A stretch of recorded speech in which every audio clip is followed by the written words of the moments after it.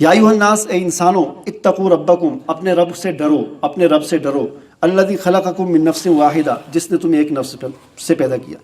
یہاں پر دیکھیں یہ جو آیت ہے نا، اے انسانوں اتقوا ربکم، اپنے رب سے ڈرو، تقوی اختیار کرو اپنے رب کا۔ اسلام تقوی کا حکم دیتا ہے، اس میں بڑی ایک عجیب حکمت ہے، وہ یہ ہے کہ دیکھیں دنیا میں بہت سارے جرائم، حقوق ایسے ہوتے ہیں جو کسی قانون کی ضبط میں آتے ہیں، قانون کی گرفت میں آتے ہیں، بہت سارے ایسے حقوق ہوتے ہیں، اور بعض حقوق ایسے ہوتے ہیں جو کسی قانون کی گرفت میں نہیں آتے۔ مثال کے طور پر ایک چوک ہے، وہاں پر ایک سڑک ادھر جا رہی ہے، ایک سڑک ادھر جا رہی ہے، ایک سڑک ادھر جا رہی ہے، وہاں پر حکومت ایک قانون بنا کر وہاں پر لائٹیں لگا دیتی ہے کہ جب جس طرف والی سرخ بتی جلے گی تو اس طرف والی گاڑیاں نہیں چلیں گی، وہ رک جائیں، اور جب سبز لائٹ چلے تو گاڑیاں چل پڑیں۔ تو یہ قانون بنا دیا۔ اب جو آدمی اس قانون کی خلاف ورزی کرتا ہے، یعنی سرخ لائٹ چلتی ہے اور وہ پھر آگے اپنی گاڑی بڑھاتا ہے، تو گویا کہ اس نے قانون کی خلاف ورزی کی۔ پولیس والا آتا ہے، اس کو پکڑتا ہے، اس کا چلان کرتا ہے، 300 روپیہ 500 روپیہ جو بھی قانون میں ہے چلان کرتا ہے، بات ختم ہو گئی۔ اب یہ ایک قانون، یہ حق ایسا تھا کہ یہ قانون کی گرفت میں آ سکتا تھا۔ بعض حقوق ایسے ہوتے ہیں جو قانون کی گرفت میں نہیں آتے۔ مثال کے طور پر استاد کا ادب کرو، والدین کا ادب کرو۔ اب ادب کوئی ایسا پیمانہ نہیں ہے جس میں تولا جا سکے، جس میں ہم تول کے دیکھیں کہ اس نے ادب پورا کیا یا نہیں کیا، اگر نہیں کیا تو اس کو سزا دیں۔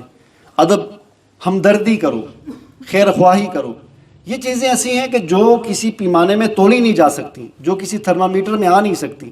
لہٰذا ان چیزوں کی ادائیگی کے لیے قرآن تقوی کا حکم دیتا ہے کہ یا ایھا الناس، اے انسانوں، اتقوا ربکم۔ اسی وجہ سے حضور صلی اللہ علیہ وسلم نکاح کے موقع پر یہ آیت پڑھا کرتے تھے کہ میاں بیوی کی جو آپس میں حقوق ہیں، ان کے جو آپس میں محبت یا حقوق یا ہمدردی یا خیرخواہی، ان میں سے کچھ چیزیں تو ایسی ہیں کہ جو کسی قانون کی گرفت میں آ سکتی ہیں۔ مثلا خاوند مہر نہیں دیتا تو یہ قانون کی گرفت میں آتا ہے، اس کو عدالت سزا دے سکتی ہے جو بھی، لیکن آپس میں محبت رکھنی ہے، ایک دوسرے کا احترام کرنا ہے، اب یہ کسی تھرمامیٹر میں تولا نہیں جا سکتا کہ اس نے کتنا احترام کیا اور کتنا نہیں کیا۔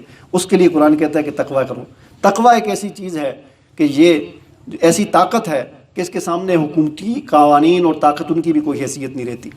اس کے بعد پھر اس صورت میں صلہ رحمی کا حکم ہے، اس کے بعد پھر اس صورت میں جو ہے وہ یتیموں کے حقوق کا ذکر ہے، پھر بیویوں کے ساتھ جو ہے نکاح ہے اس کے مسائل ہیں۔ یعنی اس صورت کی ایک ایک آیت اور آیت کا ایک ایک لفظ، اس سے سینکڑوں مسائل جو ہے وہ نکلتے ہیں، جن کی تفصیل کا اس وقت ہمارے پاس وقت نہیں ہے، ہم چونکہ خلاصہ بیان کر رہے ہیں۔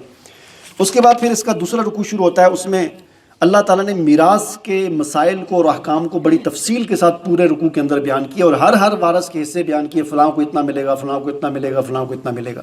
یہ تمام حصے بیان کرنے کے بعد آخر میں اللہ تعالیٰ فرماتے ہیں